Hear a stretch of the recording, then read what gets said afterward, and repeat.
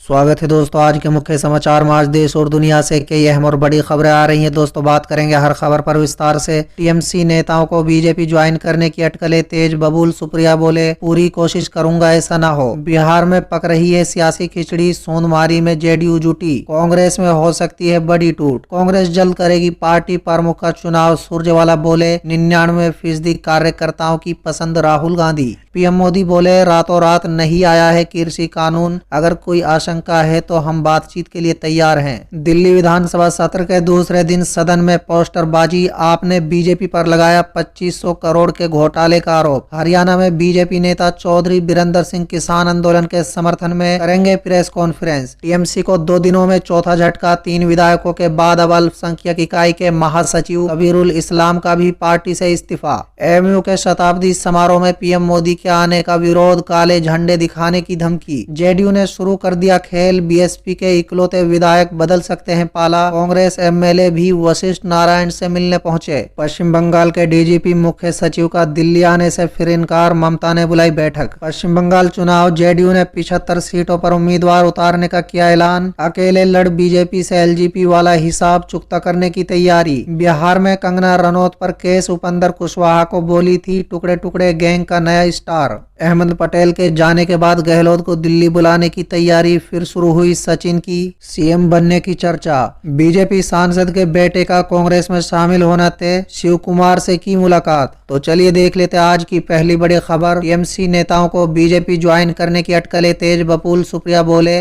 पूरी कोशिश करूंगा ऐसा ना हो। जी हां दोस्तों, बता दें पश्चिम बंगाल में आगामी विधानसभा चुनाव को लेकर राजनीतिक गतिविधियां तेज हो गई हैं। इस बीच ऐसी अटकलें लगाई जा रही हैं कि तृणमूल कांग्रेस के कई नेता चुनाव से पहले भारतीय जनता पार्टी में शामिल होने की तैयारी में हैं। दोस्तों बता दें, इन अटकलों के बाद पश्चिम बंगाल की बीजेपी में भी कई नेताओं की नाराजगी की खबरें सामने आ रही हैं। इसको लेकर पार्टी में असंतोष की स्थिति भी पैदा हो गई है। दोस्तों बता दें, इस घटनाक्रम पर अब बीजेपी नेता और केंद्रीय मंत्री बबूल सुप्रियो की भी प्रतिक्रिया सामने आ गई है। दोस्तों बता दें, पश्चिम बंगाल की बीजेपी में असंतोष की अटकलों पर अपनी प्रतिक्रिया देते हुए बीजेपी लोकसभा सांसद बबूल सुप्रियो ने सोशल मीडिया पर एक पोस्ट शेयर किया है। उन्होंने लिखा है कि पार्टी का आला कमान का फैसला जो भी हो वो अलग बात है, लेकिन मैं अपनी पूरी ताकत और ईमानदारी से ये सुनिश्चित करने की कोशिश करूंगा कि जिन टीएमसी नेताओं ने आसनसोल में बीजेपी कार्यकर्ताओं पर अत्याचार किया, उन्हें शारीरिक और मानसिक रूप से यातनाएं दी, उसे बीजेपी में एंट्री नहीं मिले। चलिए अगली खबर। बिहार में पक रही है सियासी खिचड़ी। सोनमारी में जुटी जेडीयू। कांग्रेस में हो सकती है बड़ी टूट। जी हाँ दोस्तों, बता दें बिहार में अंदर खाने सियासी खिचड़ी पकने लगी है। दोस्तों बता दें, नीतीश कुमार बहुमत के दहाने पर खड़ी है, लिहाजा अन्य दलों में सोनमारी की अंदर खाने की कोशिश भी जारी है। दोस्तों बता दें, जेडीयू के प्रदेश अध्यक्ष वशिष्ठ नारायण सिंह से मिलने बसपा के एकमात्र विधायक साजिद जमा पहुंचे थे। कांग्रेस विधायक मुरारी गौतम ने भी जेडीयू प्रदेश अध्यक्ष से मुलाकात की है। हालांकि जेडीयू प्रदेश अध्यक्ष ने इस बारे में कहा है कि ये विधायक उनके स्वास्थ्य की खबर लेने पहुंचे थे, लेकिन सियासी गलियारों में इस गुपचुप मुलाकात की चर्चा तेज हो गई है। चलिए अगली खबर। कांग्रेस जल्द कराएगी पार्टी प्रमुख का चुनाव। सुरजेवाला बोले, 99% कार्यकर्ताओं की पसंद राहुल गांधी। जी हां दोस्तों, बता दें कांग्रेस पार्टी जल्द अपने नए पार्टी प्रमुख की चुनाव की प्रक्रिया शुरू करने वाली है। दोस्तों बता दें, पार्टी के वरिष्ठ नेता और प्रवक्ता रणदीप सिंह सुरजेवाला ने ये जानकारी दी है। दोस्तों बता दें, सुरजेवाला ने बताया है कि कांग्रेस पार्टी के इलेक्टोरल कॉलेज यानी एआईसीसी सदस्य, कांग्रेस पार्टी के सदस्य और कार्यकर्ता मिलकर सही उम्मीदवार का चयन करेंगे।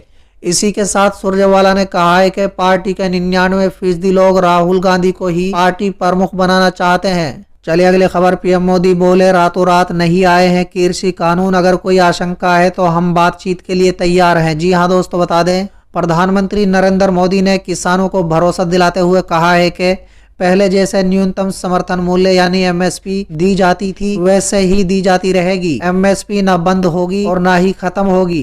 पीएम मोदी का बयान 3 नए कृषि कानूनों के खिलाफ जारी किसानों के आंदोलन के बीच आया है। दोस्तों बता दें, इसके साथ ही उन्होंने ये भी कहा है कि नए कृषि कानून रातों रात नहीं आए हैं, बल्कि अलग अलग दल, विशेषज्ञों और प्रगतिशील किसान लंबे समय से सुधारों की मांग कर रहे थे। भोपाल में किसान सम्मेलन के वीडियो कॉन्फ्रेंसिंग के जरिए संबोधित करते हुए उन्होंने ये बातें कही हैं। चलिए अगली खबर। दिल्ली विधानसभा सत्र के दूसरे दिन सदन में पोस्टरबाजी, आपने बीजेपी पर लगाया 2500 करोड़ के घोटाले का आरोप। जी हाँ दोस्तों, बता दें, राजधानी में इन दिनों जहां एक तरफ किसानों ने कृषि कानून के खिलाफ अपनी मांगों को लेकर डेरा जमाया हुआ है, तो दूसरी तरफ दिल्ली के तीनों मेयर और बीजेपी नेताओं ने सीएम केजरीवाल के घर के बाहर एमसीडी की बकाया राशि मांगते हुए आंदोलन छेड़ रखा है। दोस्तों बता दें, इसी बीच शुक्रवार को दिल्ली विधानसभा सत्र के दूसरे दिन आम आदमी पार्टी के विधायकों ने बीजेपी पर 2500 करोड़ रुपए के घोटाले का आरोप लगाया है। दोस्तों बता दें, इससे पहले गुरुवार को दिल्ली विधानसभा ने केंद्र के 3 नए कृषि कानून के खिलाफ एक प्रस्ताव पारित किया।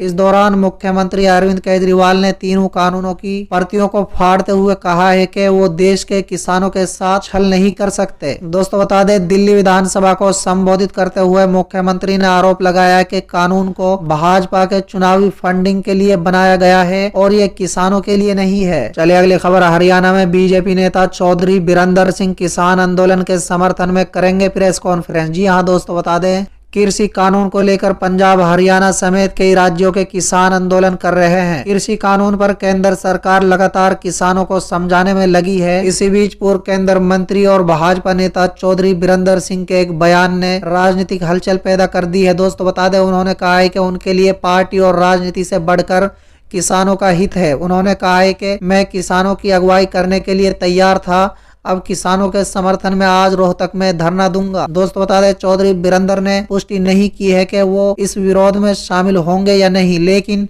उनके समर्थकों का कहना है कि वो विरोध में शामिल हो सकते हैं। चलिए अगली खबर। एएमयू के शताब्दी समारोह में पीएम मोदी का आने का विरोध, काले झंडा दिखाने की धमकी। जी हाँ दोस्तों, बता दें, अलीगढ़ मुस्लिम विश्वविद्यालय के 100 साल पूरे होने का अवसर पर आयोजित शताब्दी समारोह में मुख्य अतिथि के रूप में प्रधानमंत्री नरेंद्र मोदी को बुलाए जाने का कुछ छात्र समूह ने विरोध किया है। चलिए अगली खबर। पश्चिम बंगाल चुनाव में जेडीयू ने 75 सीटों पर उम्मीदवार उतारने का किया ऐलान।